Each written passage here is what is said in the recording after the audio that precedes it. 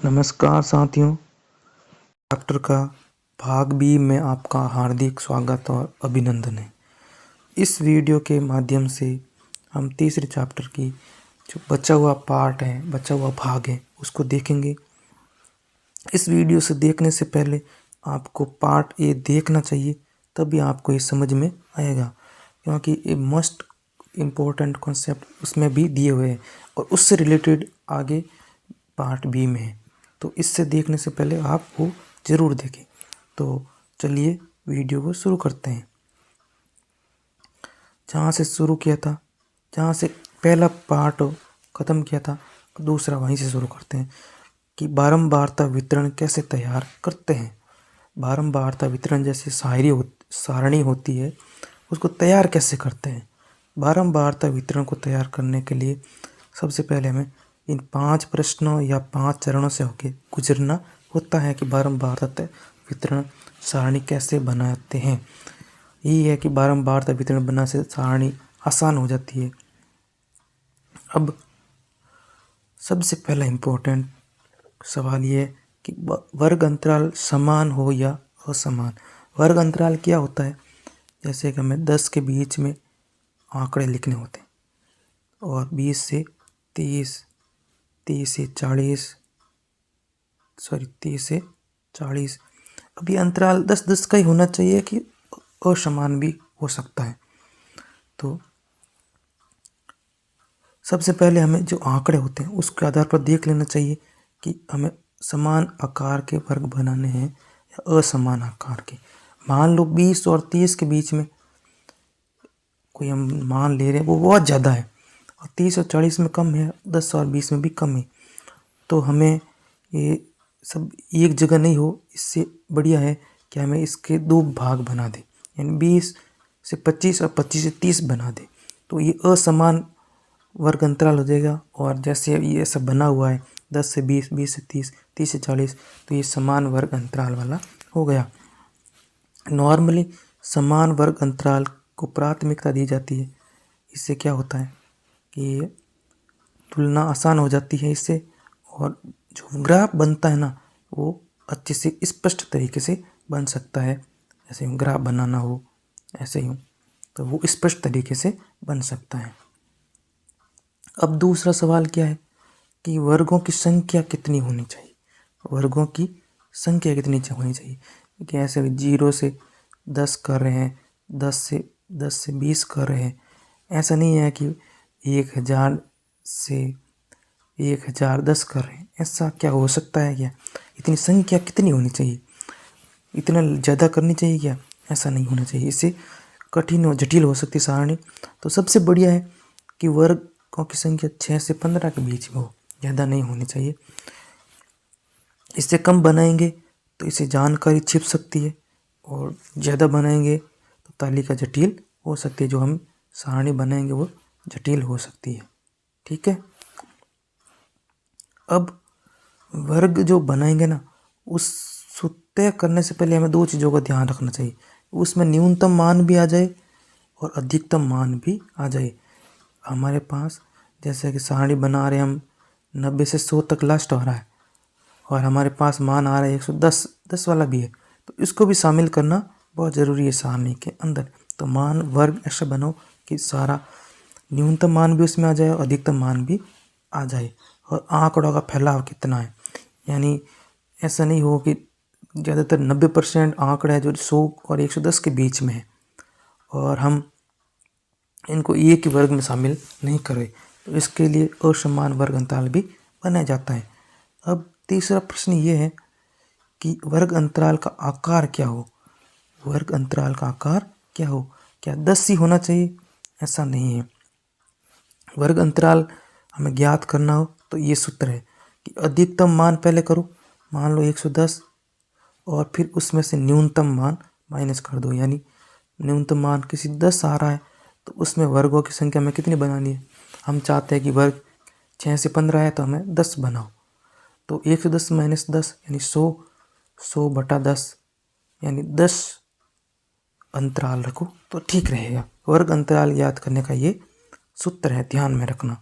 अधिकतम मान माइनस न्यूनतम मान बट्टा वर्गों की संख्या। वर्गों की संख्या आप अपने अनुसार चूज कर सकते हो।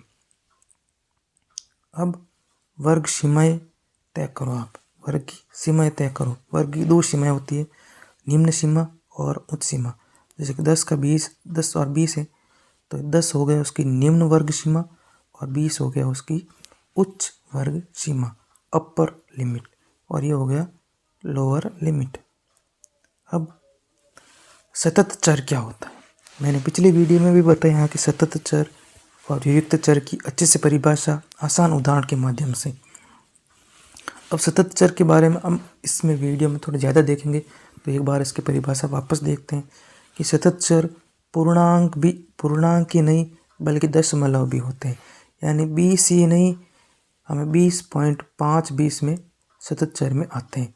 यानी पूर्णांक भी आएंगे और दशमलव वाली भी संख्या भी इसमें आएगी। उसको कहते हैं सतत चर, क्योंकि इसको गिना नहीं जाता, इसको मापा जाता है। ध्यान में रखना, इसको कोई निश्चित सीमा नहीं होती है और निश्चित सीमा के भीतर कोई भी मान ग्रहण कर सकता है। ठीक है, ध्यान में रखना। अब सतत चर के जो उदाहरण है कि इसको वजन में, ऊंचाई में, आय, समय, लंबाई, इन सबको मापा जाता है, तो इसमें सतत चर इन्वॉल्व होता है। ध्यान रखना, क्योंकि इसको मापा जाता है, गिना नहीं जाता। अब सतत चर में वर्ग अंतराल कैसे बनाए जाते हैं? क्या उसी तरीके से बनाए जाते हैं 10 से 20 तरीके से, या फिर और कुछ टाइप होता है? सतत चर के लिए वर्ग बनाते समय हमें ध्यान रखना होगा कि कोई मान दो वर्गों में नहीं आए। ऐसा नहीं है कि 10 हमारे मान आया हुआ है, वो 10 और 20 वाले ग्रुप में भी आ जाए और कितने 0 और 10 वाले में भी आ जाए। ऐसा हमें नहीं होने देना है और सभी मान पूर्ण रूप से शामिल हो, यानी सभी मानों को शामिल करना है और कोई एक मान किसी दो वर्ग में नहीं आए, ये भी हमें ध्यान रखना है। दो इम्पोर्टेंट चीज़ें कि कोई मान दो वर्गों में नहीं आए और सभी मान पूर्ण रूप से वर्गों में शामिल हो। अब एनसीईआरटी में एक तरीका बताया है, से अधिक और से कम पद्धति। यानी 10 है, 10 से 20 के बीच में हमें यह ध्यान रखना है कि 10 होगा ना, वो इसमें आ जाएगा, ठीक है, लेकिन 20 वाला मान होगा ना, वो इसके अंदर नहीं आएगा। इससे 19 वाला मान, ये कम वाली पद्धति है ना, ये कम मान इस ग्रुप में आएगा। यानी जो 20 वाला मान होगा ना, वो अगले में वर्ग में जाएगा, इसमें नहीं आएगा। और 10 वाला मान इसमें आ जाएगा। यानी जो निम्न सीमा है उसका जो मान है वो उसमें आ जाएगा, और लेकिन उच्च सीमा है उससे ये कम वाली मान इसके अंदर आएगा। अब 30 किलोग्राम से अधिक और 40 किलोग्राम से कम, 40 किलोग्राम से अधिक और 50 किलोग्राम से कम। अब इसमें एक सारणी दी गई है हमारे इस एनसीईआरटी बुक, इस सारणी को ही मैंने उठाया, यानी 800 से 899 तक का मान होगा ना, वो इस ग्रुप में आ जाएगा। यानी इसमें क्या 900 नहीं लिखा, 899 तक के मान इसमें आ जाएंगे। तो इसमें देखा है कि कर्मचारी की संख्या 800 से लेके 899 तक की 50 है। फिर 900 से लेके 999 तक की संख्या 100 है। 900 वाला इसी में आएगा, इसमें नहीं आएगा। फिर 1000 से 1099 में 200 कर्मचारी है। 1100 से 1199 में 150 है। ऐसे इसमें शामिल किया जाता है, ठीक है। लेकिन अब क्या सतत चर में समस्या क्यों आती है? ठीक है, जब आंकड़े पूर्णांक में दिए हो लेकिन सतत चर में वास्तव में सतत होता है, लेकिन चर वास्तव में सतत होते हैं। क्यों? जैसे कि इसमें दे दिया कि 100 और 110 वाला एक ग्रुप है, ठीक है। अब मेरे पास मान आ गया कि 99.6, क्या आ गया 99.6। अब इसको किस में शामिल करेंगे? उसमें तो बताया कि 80 से लेकर 99 तो इसमें शामिल होगा और 100 से लेके 110 इसमें होगा। तो ग्रुप किस में आएगा? ये 99.6 किस में आएगा? तो ये ऐसी समस्या आती है ऐसी समस्याओं को माप करने के लिए हमें वर्ग अंतराल में समायोजन होता है। क्या होता है? वर्ग अंतराल में समायोजन। वर्ग अंतराल में समायोजन कैसा होता है कि जैसे कि हमारे वर्ग सीमा है 10 से लेके 19 तक, और फिर है 19 से लेके 20 से लेके 29 तक। तो हमारे पहले वर्ग की उच्च सीमा 19 है और दूसरे वर्ग की निम्न सीमा 20 है। इनके बीच में गैप कितना है? गैप है 1 का। कितने का है? 1 का। और इसमें दिया जाता है 2 का भाग। तो हमें कितना मान आएगा? 0.5। कितना आएगा? 0.5। यानी 19.5 तक की संख्या इसमें आएगी। ठीक है, 19.5 तक की संख्या इस वर्ग में आएगी और 19.5 से लेके 29.5 तक की संख्या इसमें आ जाएगी।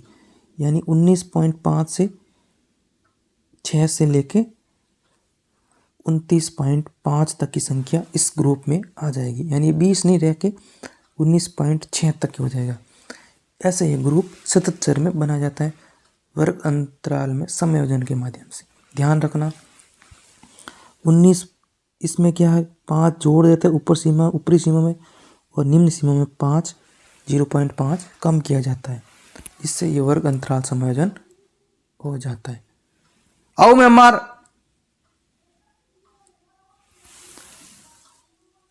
आओ म्यांमार।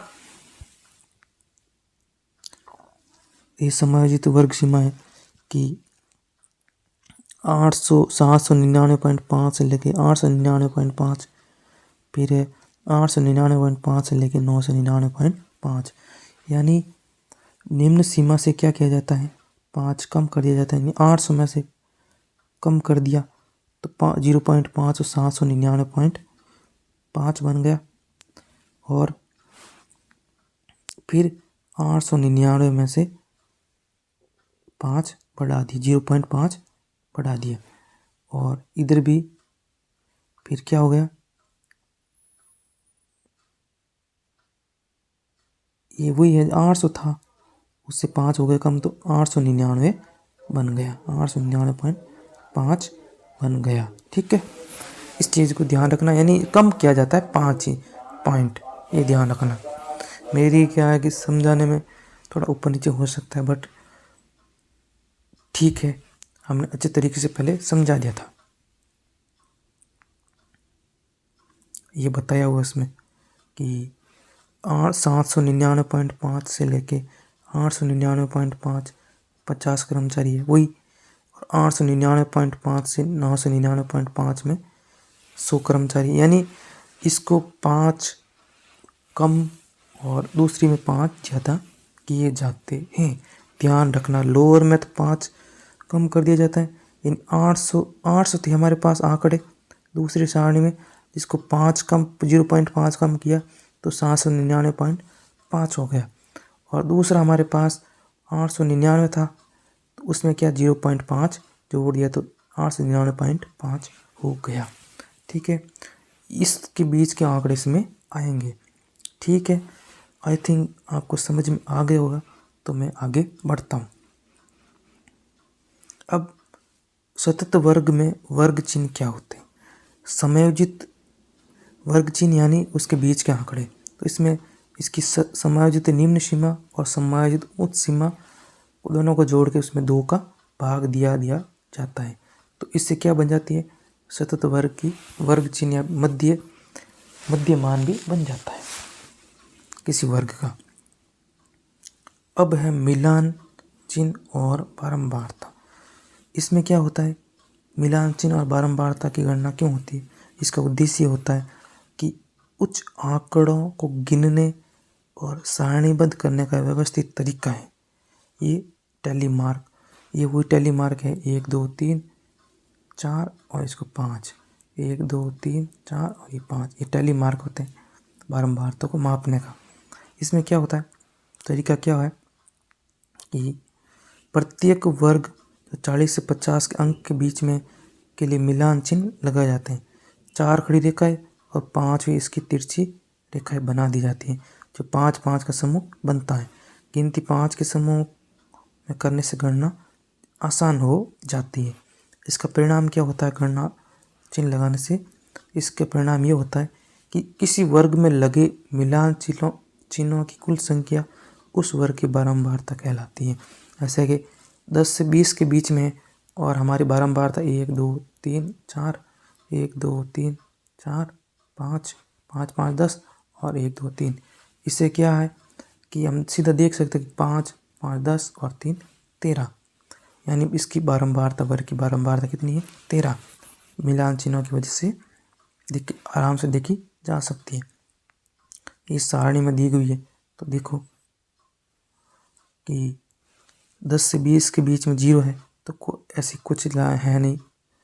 प्रक्षेपण 0 है, मिलान चिन्ह बारंबारता 1 है और वर्ग, इसके वर्ग में ये निम्न सीमा प्लस उच्च सीमा और इसमें 2 का भाग दे दिया जाता है। तो 0 और 10 10 10 में 2 का भाग देंगे तो वर्ग चिन्ह आ जाएगा 5।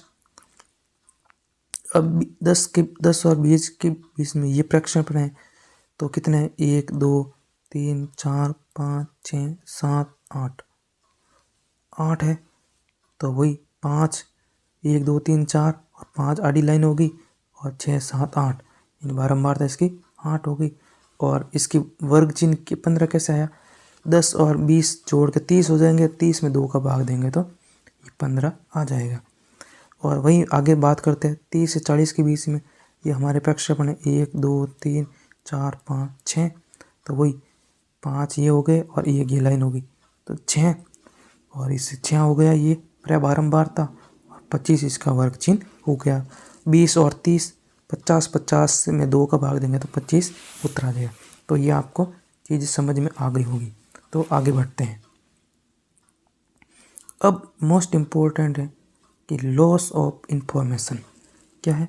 लॉस ऑफ इंफॉर्मेशन, जिसमें सूचना की हानि, हिंदी में बोले तो सूचना की हानि। जब हम वर्ग बनाते हैं, जैसे कि 10 और 20 के बीच में बारंबारता मान लो 8 है, ठीक है।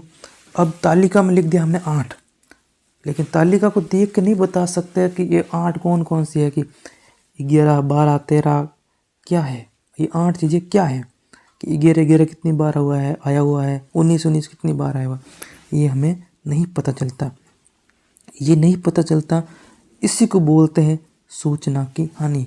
यानी हमें विस्तृत जानकारी इसमें खो जाती है। हमें सिर्फ पता ये चलता है कि 10 और 20 के बीच में हमारी संख्या 8 है, लेकिन ऐसा पता नहीं चलता कि 8 कौन कौन सी है, 17 18 है, 19 20 19 है, 19 कितनी बार है, ऐसा हमें पता नहीं चलता। इसी को बोलते हैं सूचना की हानि, लॉस ऑफ इंफॉर्मेशन। ध्यान में रखना, एग्जाम में आने लायक सवाल है।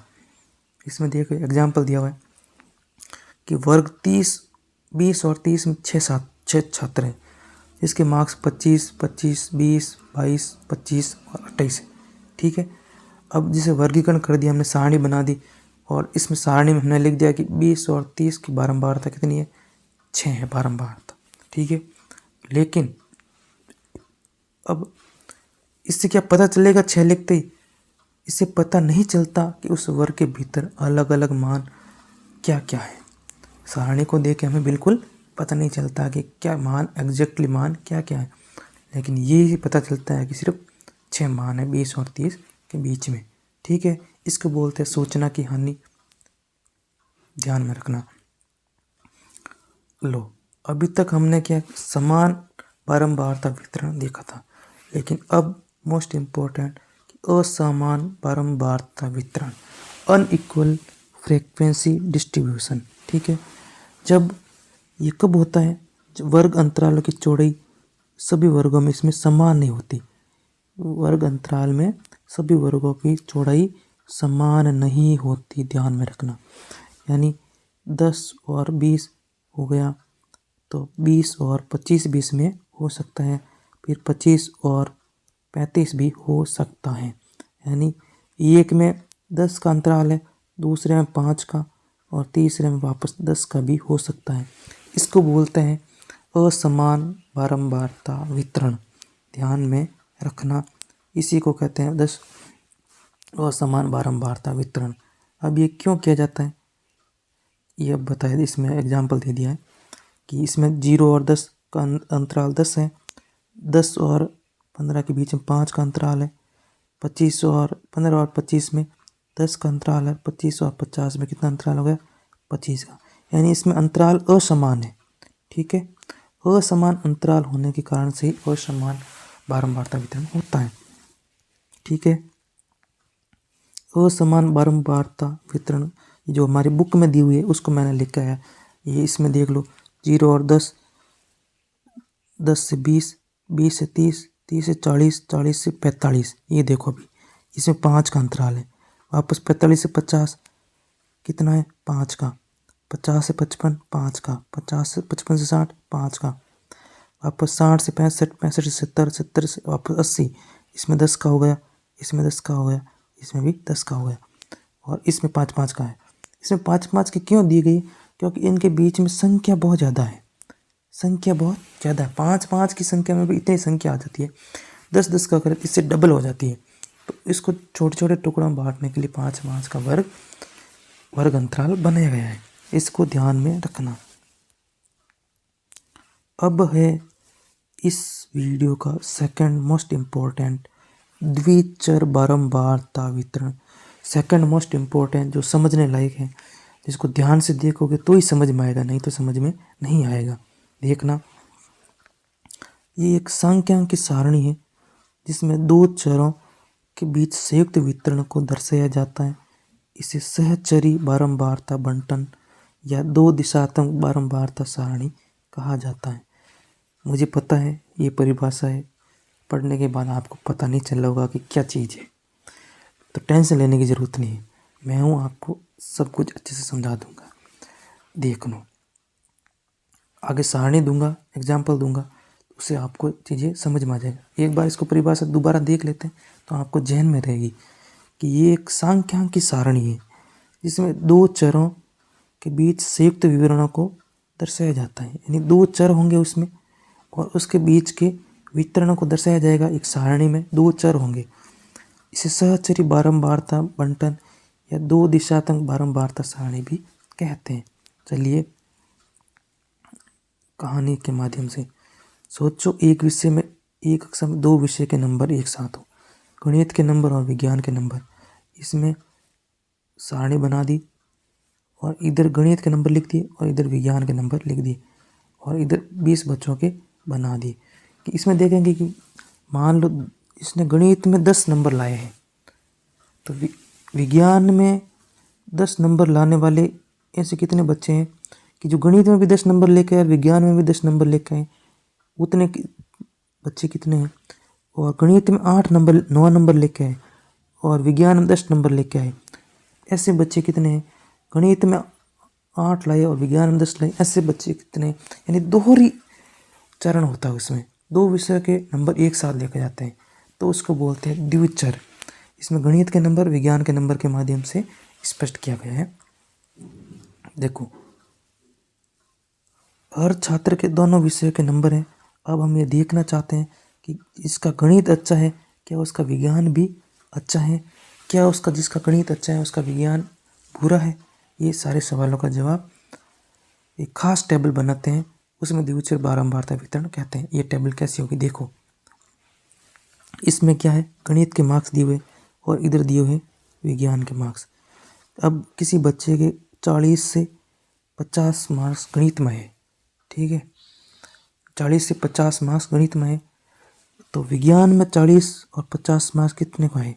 जिस बच्चे के 40 से 50 मार्क्स गणित में है उनके बच्चों की संख्या है 2, और विज्ञान में भी 40 से 50 मार्क्स है, उनके बच्चों की संख्या भी 2 है। नहीं, गणित के जो मार्क्स है उसमें 40 से 50 और 2 भी है, 1 भी है, और 3 टोटल बच्चे 3 है, जिसके 40 से 50 के बीच में मार्क्स है 3, ठीक है। और विज्ञान में जिसके 40 से 50 आए के बीच आए, और गणित में भी 40 के 50 के बीच में, वो बच्चों की संख्या है 2। लेकिन जिसके गणित में 50 से 60 मार्क्स आए और विज्ञान में 40 से 50 आए, उनकी संख्या है 1। जिसके गणित में 60 से 70 मार्क्स आए और विज्ञान में 40 से 50 के बीच में है, उसकी संख्या है 0। यानी जिसके विज्ञान में कम नंबर है और उसके गणित में 60 से ज़्यादा नंबर नहीं आए। ये इस तरीके से दोहरी चर एक साथ दिए जाते हैं, उसको बोलते हैं द्विचर बारंबारता बंटन, द्विचर बारंबारता सारणी। ठीक है, मुझे लगता है कि आपको ये चीज़ें समझ में आ जाएगा। पूरी सारणी को एक्सप्लेन करने का कोई फ़ायदा नहीं है, अब समझ में आ गया होगा ऐसा मैं मानता हूँ।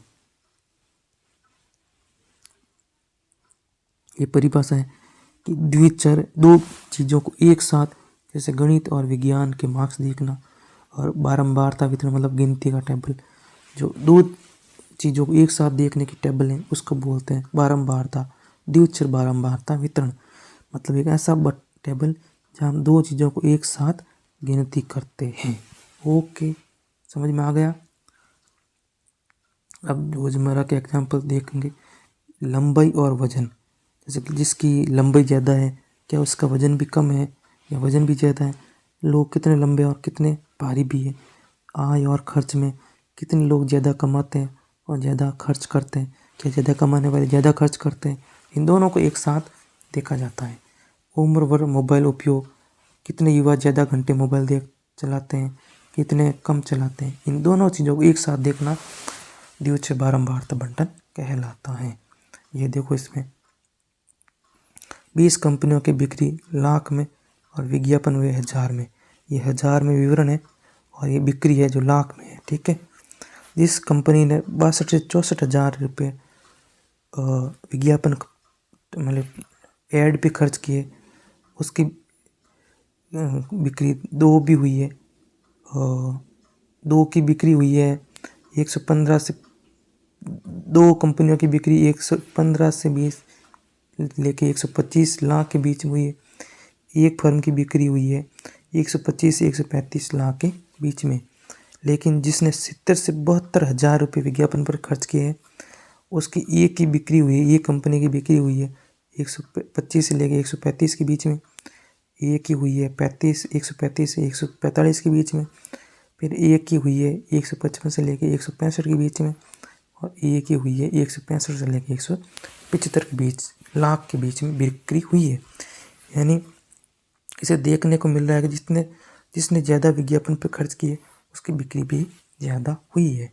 ठीक है, तो ये था हमारा तीसरा चैप्टर।